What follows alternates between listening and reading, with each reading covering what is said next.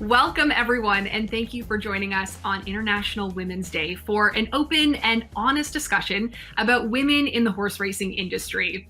We will not only talk about the successful journeys of the women joining me today as they entered the sport, but also reflect on the challenges they face being women in a predominantly male-dominated industry. Now, as you can see on your screen, I am joined by four brilliant women trailblazers who I'm absolutely delighted to be speaking with today.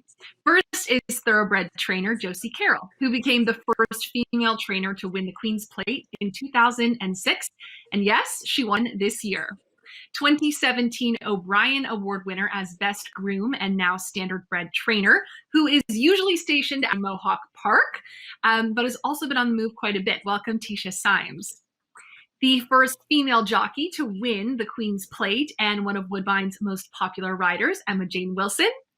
And last but definitely not least, Jessica Buckley, who is the Senior Vice President of Standardbred and Thoroughbred Racing for Woodbine Entertainment, and whose family has deep roots in the horse racing industry. Ladies, thank you so much for joining me today. I can't wait to get this conversation started. Thanks for having us. Thank you for having us, Brody.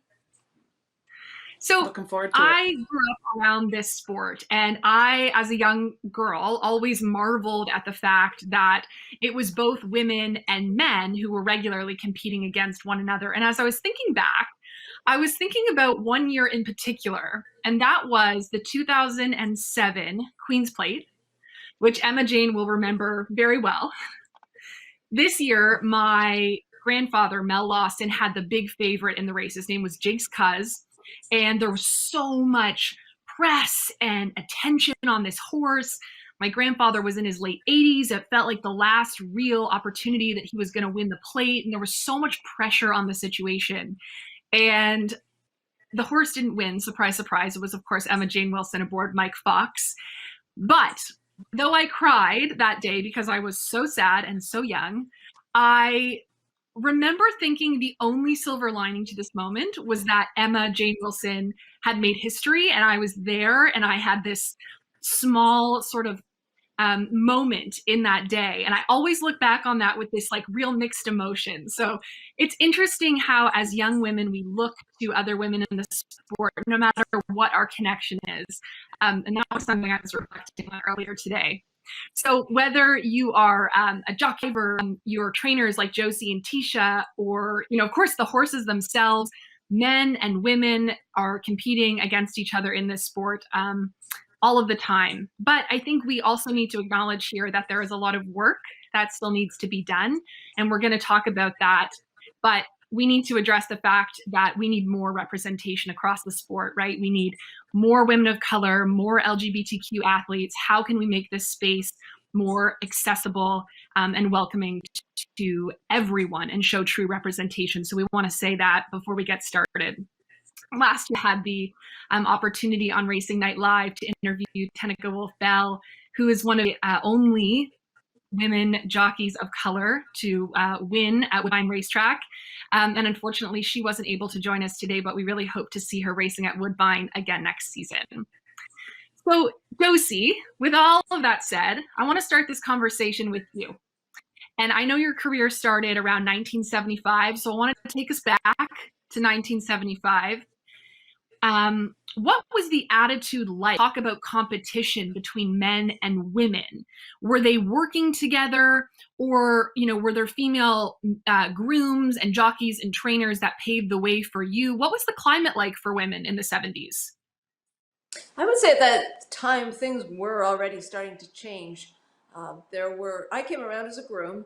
There were quite a number of female grooms on the track at that time, and some women exercise riders also. Not a lot of representation, I would say, as far as the training level. But at that time, oddly, your grandfather employed a woman named Janet Bedford, who came very close to becoming the first woman to win the Queen's Plate in the early 80s. She was second with a horse called Let's Go Blue that had won, I believe, the Canadian Derby, the BC Derby. So already there were women starting to sort of lead the way. And when you reflect on those early days, I mean, you say there were women already there, but presumably there were still some hurdles. What were those hurdles you were kind of getting through in the early 70s, even to the early 80s, as women was permeating? You know, I mean, in those days, things really hadn't evolved to where they are now. I lived in a dormitory that was strictly women. We were not allowed on the backside after dark. There was, I believe, one women's bathroom on the backside. You had to go to the kitchen. So there was a lot of room for improvement in that time. But I think primarily the males were accepting of us working there and supportive. Most people were willing to teach you if you were willing to learn. So, Teesha, I know you are training for a different breed, but did people like Josie inspire you? You believe that you could be a trainer as a woman and really succeed in the sport? Or was there someone in particular on the standardbred side that you think of as a trailblazer in the industry? Honestly, I don't really follow a lot of the thoroughbreds, but any woman killing it in any industry, doing great things, that's an inspiration to me. Casey Coleman, I've always looked up to her. She's self-made, she's independent, and I feel like she's paved the way for a lot of young women in our industry. And then Emma, I'm wondering so growing up, what intrigued you about becoming a professional jockey? Obviously, as an athlete, this could be seen as sort of an unconventional path. So what inspired you and helped you believe that as a young woman, you could be successful in reaching your dreams? Well, for me, a lot of it, I was inspired by the horses. Always loved horses, and I used to come to Woodbine, born and raised in Brampton. I used to come to Woodbine and watch the horses run all the time. But it was never out of the question for me to pursue being a jockey. My parents always brought me up with the instilling, do whatever you want to do. You can be whatever you want to be. Just focus and give it 100%. So as the time came for me to be able to pursue and focus on that, I gave it 100%. That's such a great message that your parents passed down. And I'm sure something as women, we're all sort of looking to do, especially on a day like International Women's Day, just shoot for it, because you never know kind of where you end up and who you'll meet along the way, which is so important. And Jessica, I imagine that's, been part of your career trajectory as well. So you spent time and the as both a marketer and an operator in horse racing. But what challenges have you faced as a woman in climbing the corporate ladder? This is sort of a different perspective, and one that I think will resonate with a lot of young women. Yeah, so my career really have challenges like many women in any industry, I would think.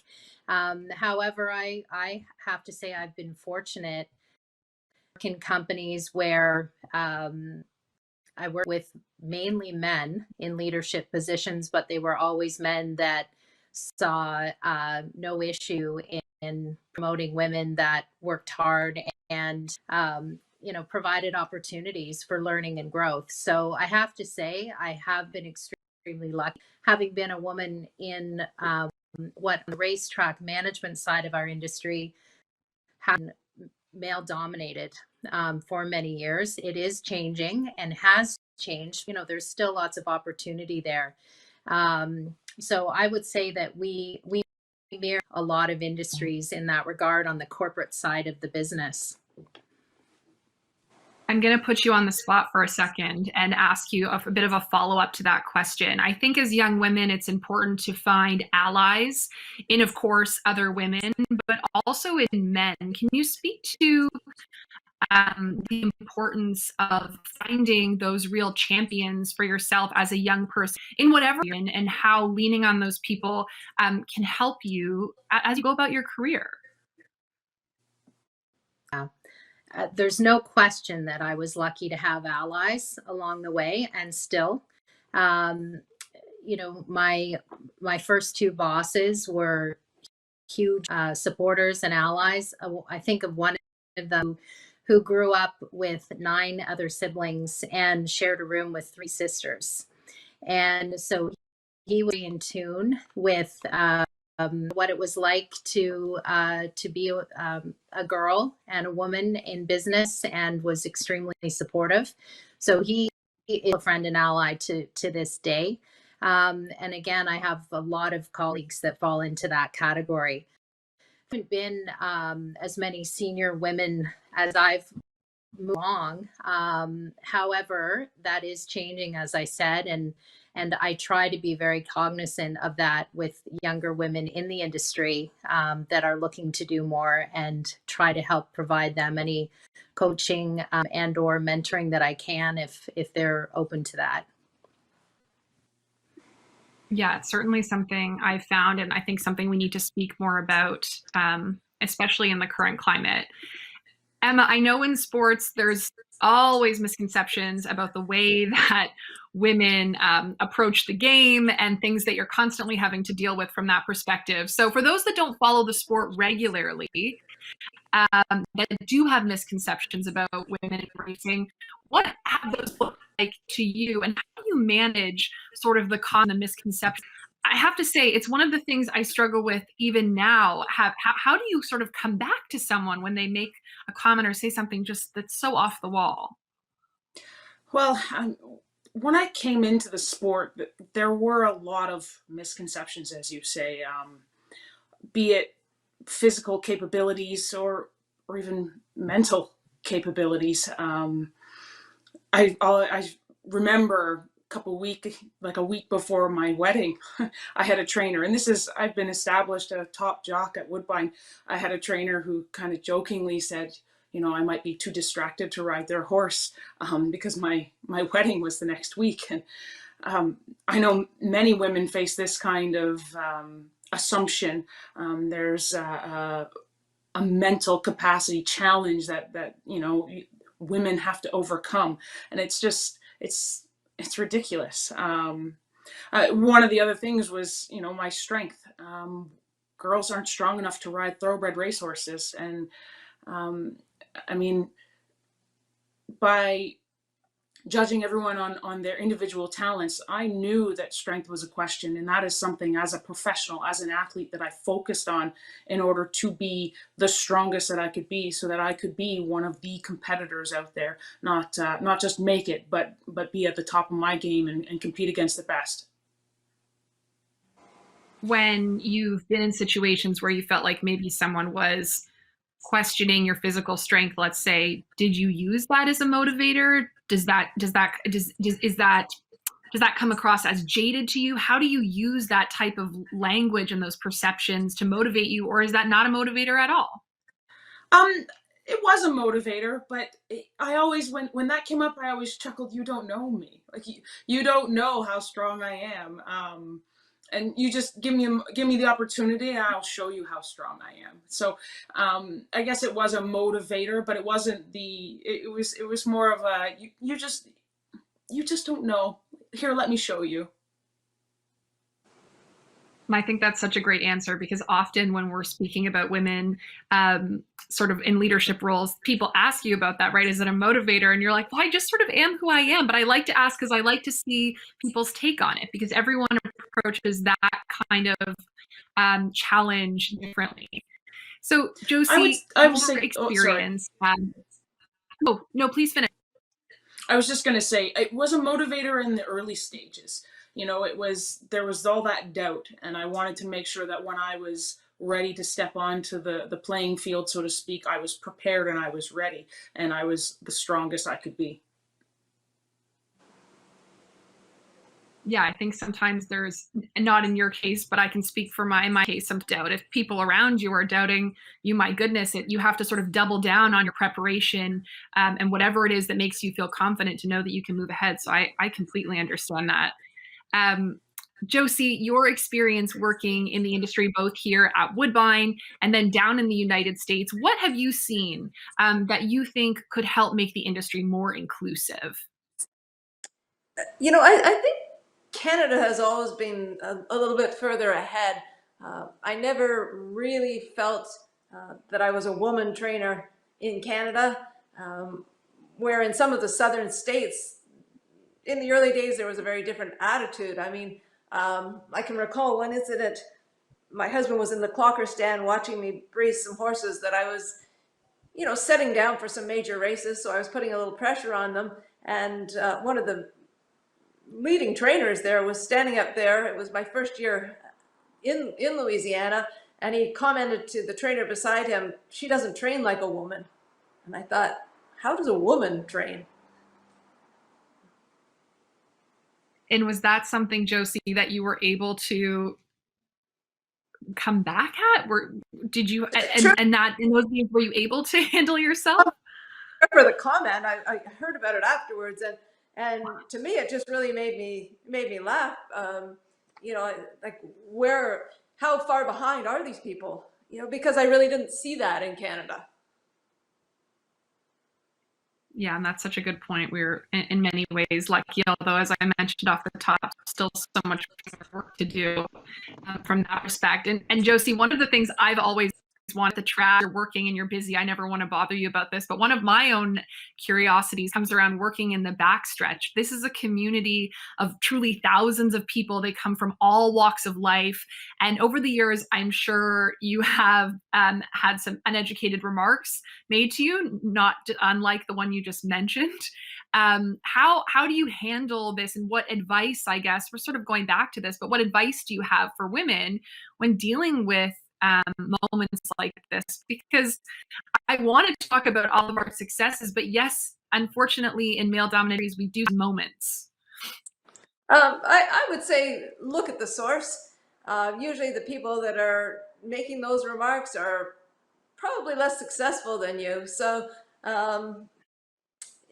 really, I guess I would say not so much blow it off, but I don't think you can let it get under your skin. I think you just have to look at where you are and where they are and say, okay. That could be one of my favorite answers to a question I've ever asked. Thank you for that, Josie. I appreciate it.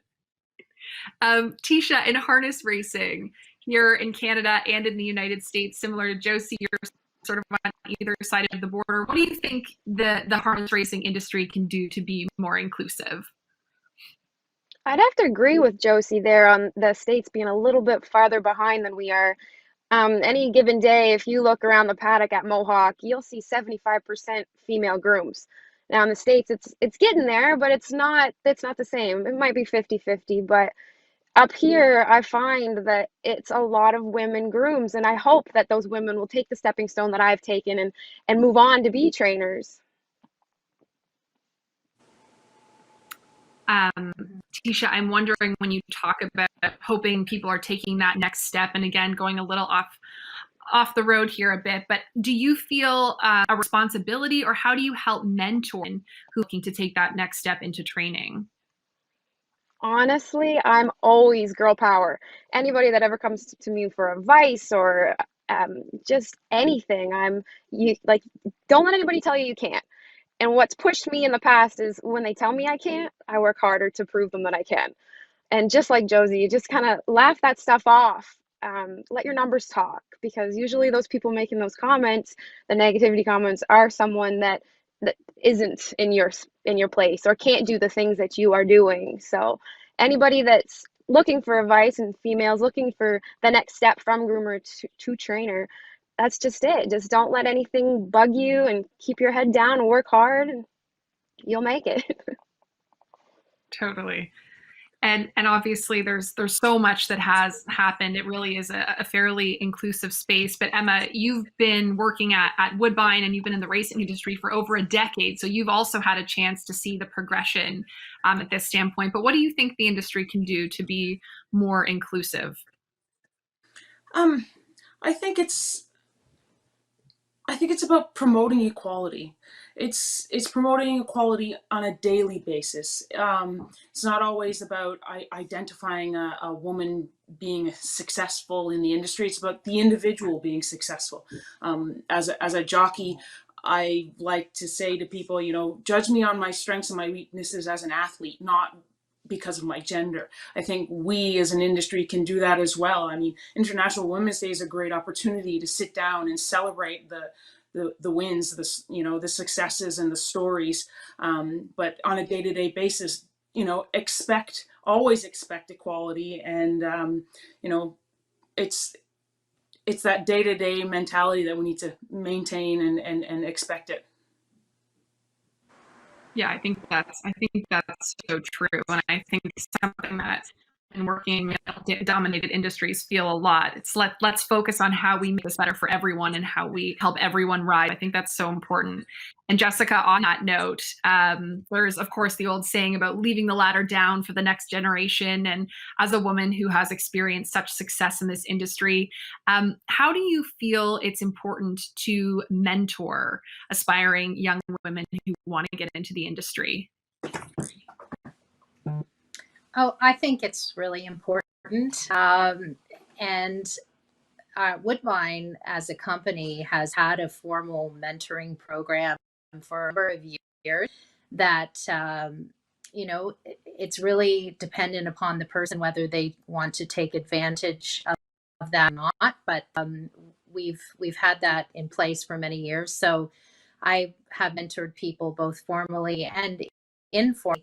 And I would just welcome anyone who's watching today that may be a person that wants to get into the racing industry or is in the industry and wants to grow and learn, to reach out and send me an email, and I'd be happy to talk at any time and share and make introductions and help anyone that's looking to grow in this industry, because there are fantastic careers in racing. A lot of the women represented here today are a sprinkling of the types of careers. And on the racetrack industry side as well, racetrack operations, there are, 10 different areas of our that can be really exciting as a career. So I just encourage those watching to get involved. And Jessica, I did want to say, like the rest of the group, you have your own journey that led you here today, and your family had, deep roots in the successful breeding business. But at a point in your life, you make this decision that you're not going to work for the family business. You're going to carve your own path, which is what all of the women on this call did. But what motivated you to kind of leave the family business aside and set out on your own? What did that look like for you? Well, that's a great thought. Great question. Actually, when I was finishing off university, I really was interested in becoming a writer and a producer in television, and that's where interest lay. And I always loved horses, and I was never going to lose my love for horses, but I didn't see myself, I guess, staying in the town where our breeding farm was in St. Thomas. I wanted to branch out. So that was my motivation time. But I taking a summer job at Woodbine and realized what an exciting industry it was to be on that of the business. And I was hooked. So many years later, here I am. But it's really been an exciting journey. And I've traveled all across North America learning about the racetrack business. So I ended up back in the family business in a way, but in a different capacity, which has been great. I wanted to wrap this conversation up by giving everyone an opportunity just to leave a little nugget, a little piece of advice for those who are watching. It can be lighthearted and simple, or it can be something more something with more depth, whatever you feel is appropriate to you. But I'm wondering if you had one piece of advice or a piece of advice for a young woman looking to get into this business, what would that be? And I'll start with you, Teesha. I think honestly, take all the negativity that anybody gives you in any part of life and turn it into a positive. Like I said earlier, just sorry.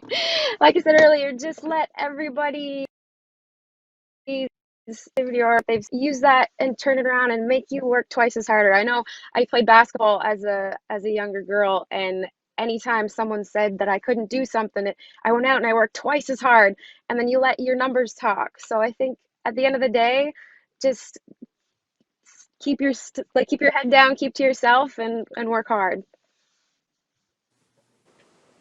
Thanks, Teesha. Josie, what about you? What advice would you give to a young person looking to break into this business? Let your numbers talk.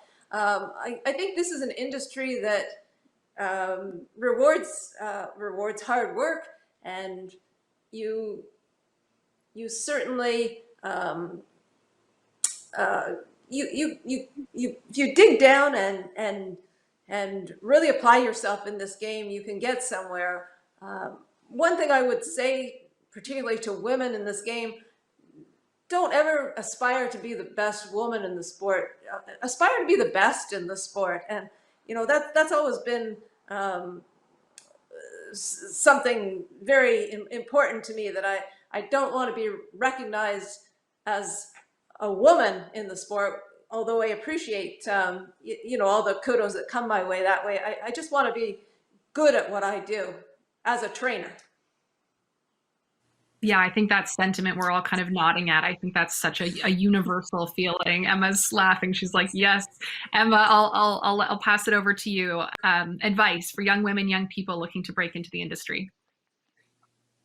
Well, I think it's been said in a very elegant and demanding way. Let your numbers talk is beautiful, but always expect and demand equality. It's not about screaming for it. It's just live that way, and live by example for the equality that you're aspiring to, and what you're hoping to get back, and you know, treat others how you want to be treated, and you know, it's a full circle kind of situation. Yeah, I think that's so true. And Jessica, what about you? I know you've talked about mentorship, but any other advice you have for young people looking to get into this business? Yeah, along the same lines,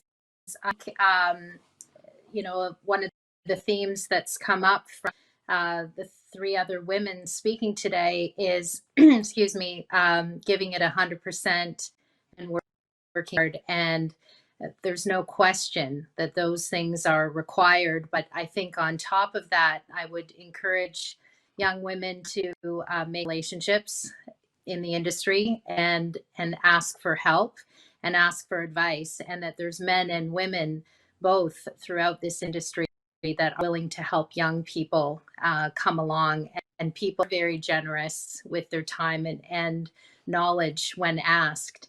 So I would encourage them to do that and be shy about it.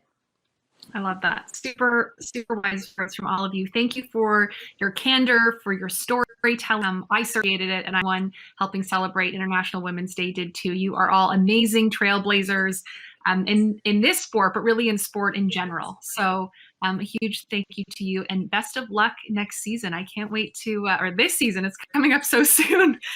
So looking forward to seeing you guys all kick butt. So thank you so much. Thanks for having everyone. us.